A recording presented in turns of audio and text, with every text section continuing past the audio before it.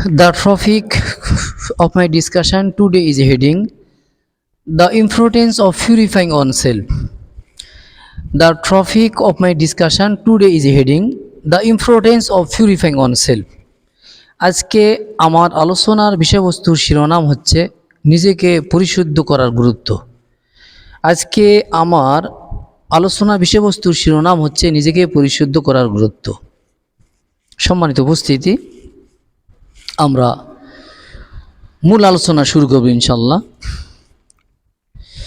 ফিকাহের সম্পর্ক হচ্ছে মানুষের প্রকাশ্য কার্যকলাপের সাথে, আর মনের অবস্থার সাথে যার সম্পর্ক সে জিনিসটাকে বলা হয় তাসাউফ।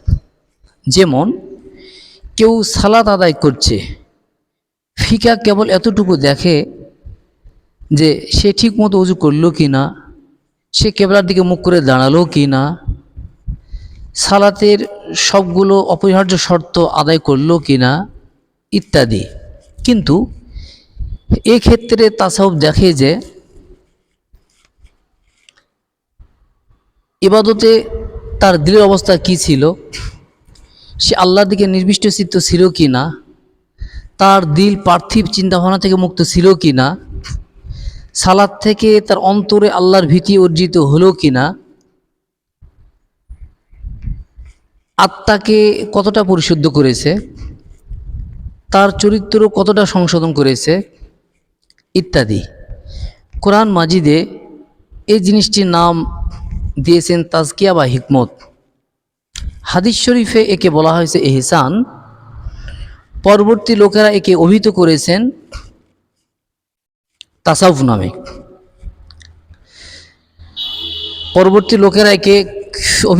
তাসাউফ নামে, যা বান্দাকে আল্লাহর নিকট পৌঁছে দেয়। Which brings the servant to Allah, which brings the servant to Allah, which brings the servant to Allah, যা বান্দাকে আল্লাহর নিকটে পৌঁছে দেয়। তাহলে এখানে যে দুইটি বিষয়, সেটা হচ্ছে যে ফিকা, আর একটি বিষয় হচ্ছে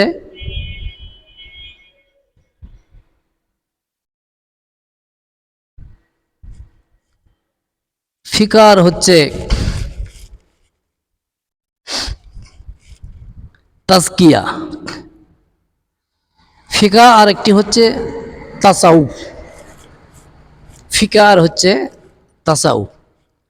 ফিকার যে কাজ সেটা হলো প্রকাশ্য, আর অন্তরের মধ্যে যেগুলো ত্রুটি থাকবে এই বিষয়গুলো দেখবে তাসাউফ, যাকে কোরআন মাজিদে নাম দিয়েছে তাজকিয়া ও হিকমত। এই প্রসঙ্গে আল্লাহ রাব্বুল আলামিন পবিত্র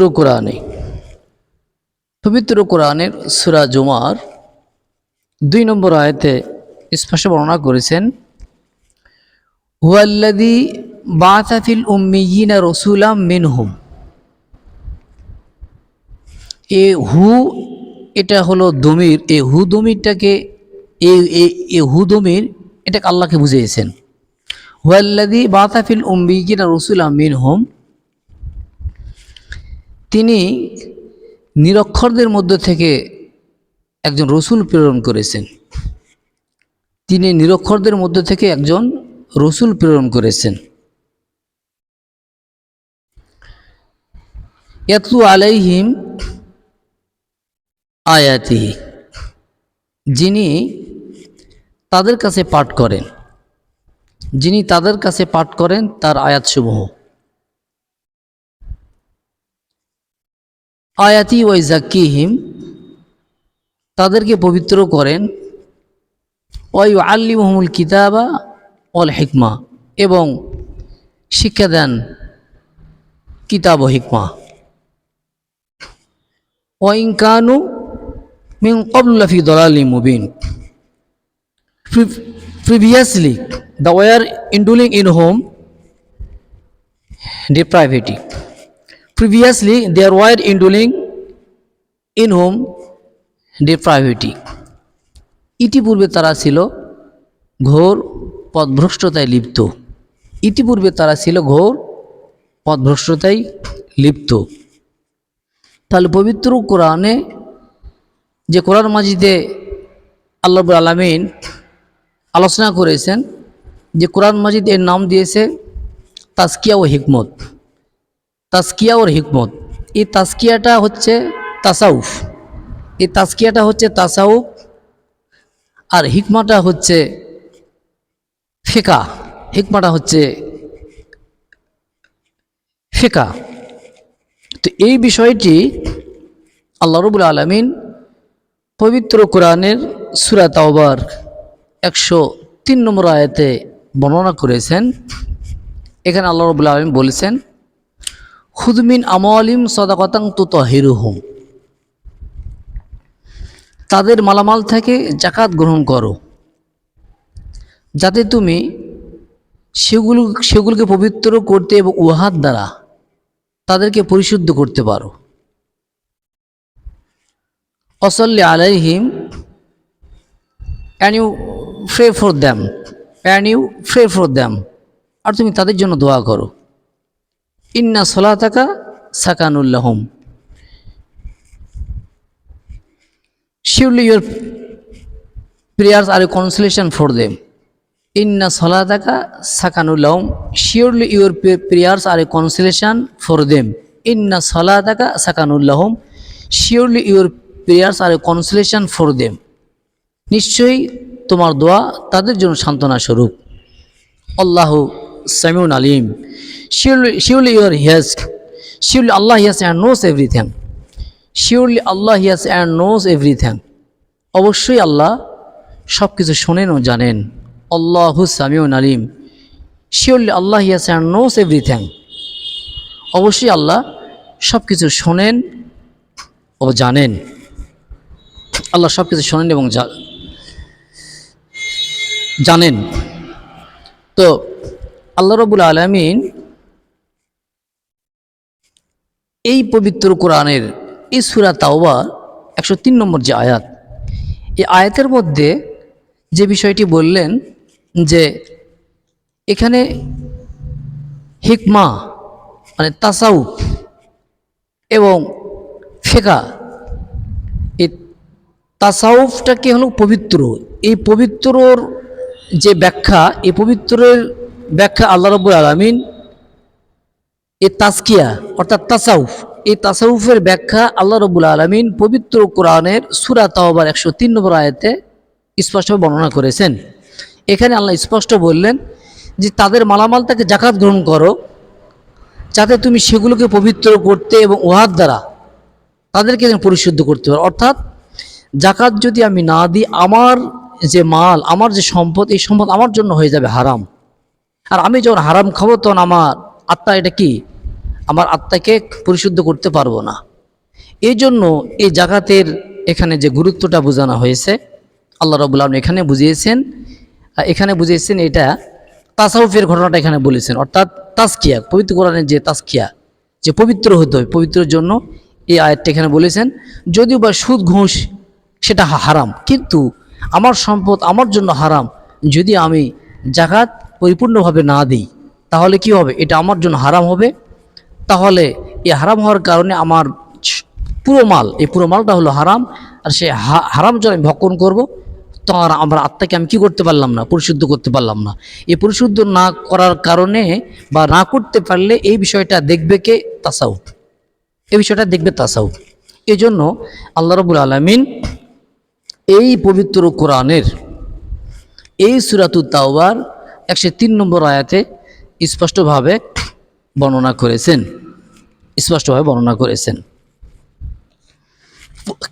উদাহরণ হিসাবে প্রসঙ্গ ছাড়াই আপনারা যদি কাউকে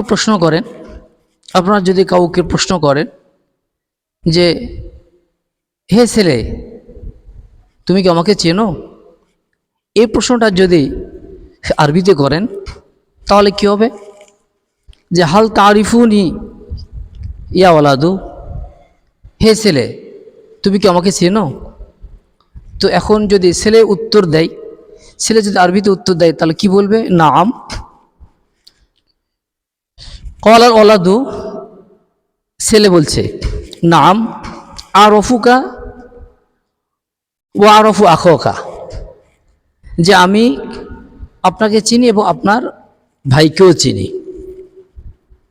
আমি আপনাকে চিনি এবং আপনার ভাইকেও চিনি। এটা প্রসঙ্গ ছাড়াই। এরপরে যদি কোনো ছেলেকে আপনারা বলেন যে ইয়াওয়ালাদু কলান সোয়াতুকা ওয়াসিখতুন জিদ্দান, হে ছেলে তোমার টুপি খুব ময়লা হয়েছে। ইগসিলহা জাইয়িদান, ইগসিলহা জাইয়িদান, তা তুমি ভালো করে ধও। ইগসিলহা, এই হা দমির এটাকে তাকে বোঝানো হয়েছে। কাকে বোঝানো হয়েছে? সে টুপিকে, কলান সোয়াতুকা, এই টুপিকে বোঝানো হয়েছে। ইগসিল আল গসলু মানে ধোয়া। গসালা গসালাত, সে ধুয়েছে ধুলো। গসালতা গসালতু, তুমি ধুয়েছে ধুলে। গসালতু, হে ধুয়েছে ধুলো। ইয়াকসিলু তাকসিলু, সে ধুবে ধুচ্ছে ধয়। তাকসিলু তাকসিলি না, তুমি ধুবে ধুচ্ছে ধো। আকসিলু, আমি ধুবো ধুচ্ছি ধুই। ইগসিল ইগসিলি, ইগসিল হা ইগসিল, মানে কেন তুমি ধও। তাহলে বলা হয়েছে ইয়াওলাদু কলান সোয়াতুকা ওয়াসিখাতুন জিদ্দান ইগসিল হা জাইয়িদান, যে হে ছেলে তোমার টুপি খুব ময়লা হয়েছে, তুমি তা ভালোভাবে ধও। ইগসিলহা জাইয়িদান, তুমি তা ভালোভাবে ধও। এটা প্রসঙ্গ ছাড়ে আলোচনা করলাম। যাই হোক, সম্মানিত উপস্থিতি, এখন এই প্রসঙ্গে সহিহ মুসলিম শরীফের হাদিস, এই প্রসঙ্গে সহিহ মুসলিম শরীফের হাদিস, you can be good just by having good people. You can be good just by having good people. ভালো মানুষের বেশ ধারণ করলেই ভালো হওয়া যায় না। You can be good just by having good people. ভালো মানুষের বেশ ধারণ করলেই ভালো হওয়া যায় না। এ প্রসঙ্গে সহিহ মুসলিম শরীফের হাদিস, আন আনাস রাদিয়াল্লাহু আনহু ক্বালা নবী সাল্লাল্লাহু আলাইহি ওয়াসাল্লাম লাইসাল ঈমানু বিত-তামান্নি ওয়ালা বিত-তাহাল্লি ওয়ালাকিন হুয়া আকরুম ফিল কলবি ওয়া সাদাকাল আমালু। হযরত আনাস রাদিয়াল্লাহু আনহু থেকে বর্ণিত, তিনি বলেন নবী করিম সাল্লাল্লাহু আলাইহি সাল্লাম বলেছেন, মুমিন হওয়া আকাঙ্ক্ষা করা, মুমিন হওয়ার আকাঙ্ক্ষা করা এবং মুমিনের মতো বেশভূষা বানিয়ে নিলেই ঈমান সৃষ্টি হয় না, বরং ঈমান সে সুদৃঢ় আকীদা যা হৃদয়ের মাঝে পূর্ণরূপে বদ্ধমূল হয়ে যায়। ওয়াসাদাকাউল আমালু, and all works bear witness it truth, and all works bear witness its truth, এবং যাবতীয় কাজ তার সত্যতার সাক্ষ্য বহন করে। সহিহ মুসলিম শরীফের হাদিসে, এই হাদিস থেকে আমরা যে শিক্ষা নিলাম, শিক্ষাটা হলো কি, যে হযরত আনাস রাদিয়াল্লাহু আনহু থেকে বর্ণিত, তিনি বলেন নবী করিম সাল্লাল্লাহু আলাইহি ওয়াসাল্লাম বলেছেন যে মুমিন হওয়ার আকাঙ্ক্ষা করা, মুমিনের মতো বেশভূষা বানিয়ে নিলে ঈমান সৃষ্টি হয় না। ঈমান সে সুদৃঢ় আকীদা যা হৃদয়ের মাঝে পূর্ণরূপে বদ্ধমূল হয়ে যায়। ওয়াসাদাকাল আমালু, and all works bear witness its truth, এবং যাবতীয় কাজ তার সত্যতার সাক্ষ্য বহন করে। তাহলে মুমিনের যে যাবতীয় যে কাজ, এই কাজটাই কি হবে? সত্যতার সাক্ষ্য বহন করবে। যাবতীয় কাজ মুমিনের যাবতীয় কাজ সত্যতার সাক্ষ্য বহন করবে। তাহলে আমরা বুঝে নেব যে মুমিনের প্রতিটি কাজ কি হবে? সত্যতার সাক্ষ্য পাবে। আল্লাহ রাসূলের হাদিস, আল্লাহ রাসূলের হাদিস। এ প্রসঙ্গে আরো একটি হাদিস এখানে স্পষ্ট হবে। এই হাদিসটা সহিহ মুসলিম শরীফের হাদিস। আন আবি হুরায়রা রাদিয়াল্লাহু আনহু ক্বালা রাসূলুল্লাহ সাল্লাল্লাহু আলাইহি ওয়াসাল্লাম, ইন্নাল্লাহা লা ইয়ানজুরু ইলা সুওয়ারিকুম ওয়া আমালিকুম ওয়ালাকিন ইয়ানজুরু ইলা কুলুবিকুম ওয়া আমালিকুম। হযরত আবু হুরায়রা রাদিয়াল্লাহু আনহু থেকে বর্ণিত, তিনি বলেন আল্লাহ রাসূল সাল্লাল্লাহু আলাইহি সাল্লাম বলেছেন যে আল্লাহ তোমাদের চেহারা ও ধন সম্পদের দিকে তাকান না। ইন্নাল্লাহা লা ইয়ানজুরু ইলা সুওয়ারিকুম ওয়া আমওয়ালিকুম। আল্লাহ তোমাদের চেহারা ও ধন সম্পদের দিকে তাকান না।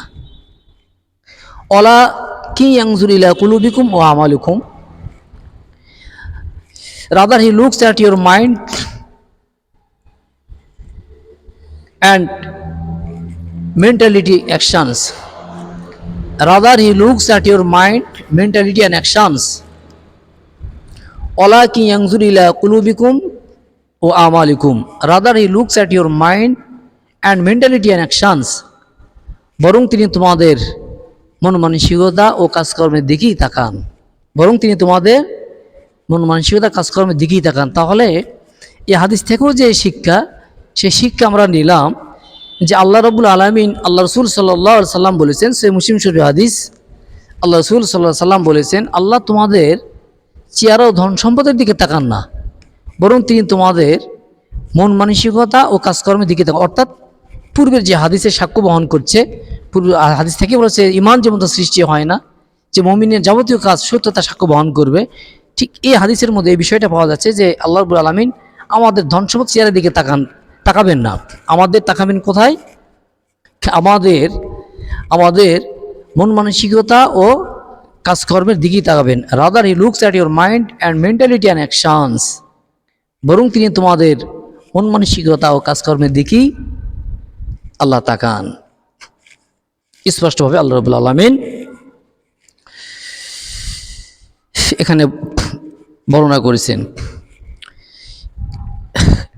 You can be good just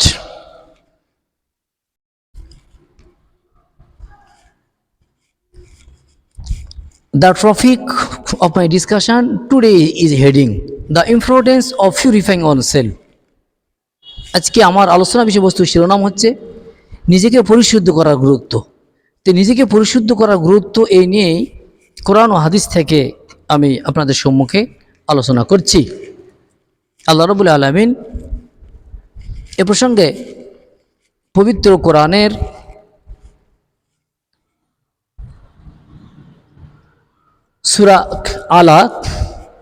সূরা আলার মধ্যে স্পষ্ট বর্ণনা করেছেন, কদ আফলাহা মান তাযাক্কা, নিশ্চয়ই সে সফলতা অর্জন করতে পেরেছে যে নিজেকে পরিশুদ্ধ করতে পেরেছে। ওয়াযাকারা রাসমা রাব্বি ফাসাল্লা, and remembers the name of his Lord and then prayers, and remembers the name of his Lord and then prayers, এবং তিনি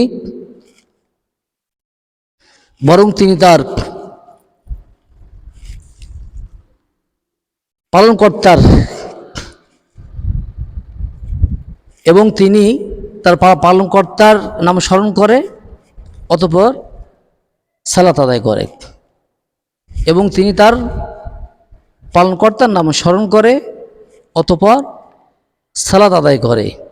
কদ আফলাহা মান তাযাক্কা ওয়াযাকারা রাসমা রাব্বি ফাসাল্লা, and remembers the name of his Lord and then prayers, এবং তার পালনকর্তার নাম স্মরণ করে, অতঃপর সালাত আদায় করে। আল্লাহ রাব্বুল আলামিন পবিত্র কোরআনের সূরা শামসের মধ্যে বলেছেন,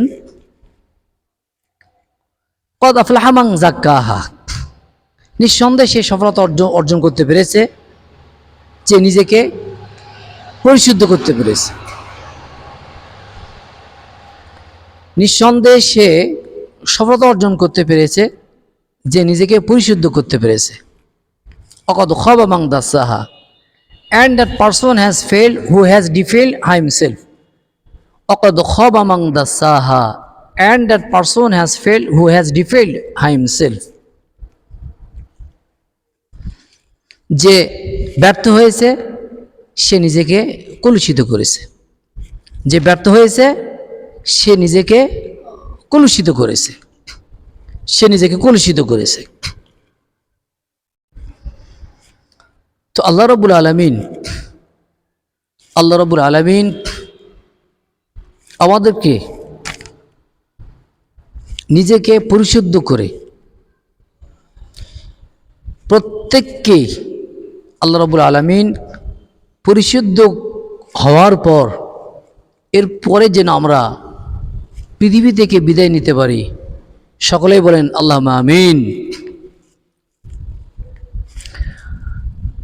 whatever we hear from the Quran and Hadith are for is all, he gave the grace to act and obey. Whatever we hear from the Quran and Hadith are for is all, he gave the grace to act and obey.